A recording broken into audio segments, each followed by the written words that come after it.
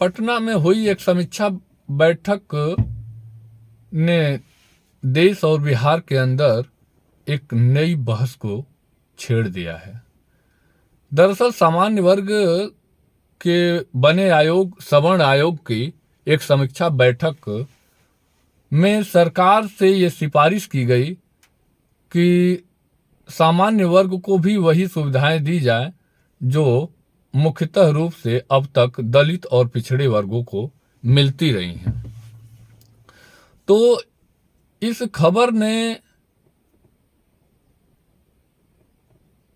पटना सहित बिहार, पूरे बिहार और भारत में एक नई बहस को जन्म दिया और चल रहे तुष्टीकरण और जातिवाद की राजनीति को भी चुनौती दे दी, क्योंकि इस देश में लगभग सवर्ण घर में जन्म लेना ही अमीरजादा और राजा के घर पैदा होना मान लिया जाता है।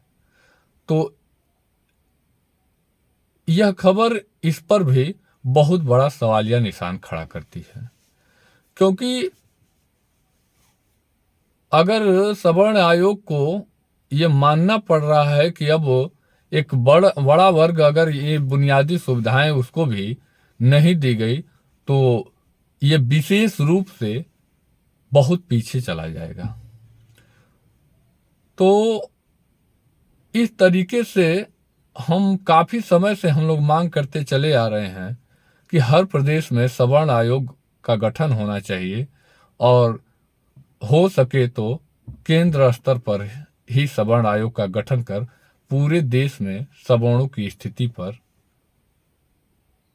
विचार करना चाहिए और आकलन करना चाहिए कि कहीं वो दलित और पिछड़े समाज को ऊपर लाते लाते एक वर्ग बहुत नीचे तो नहीं चला गया।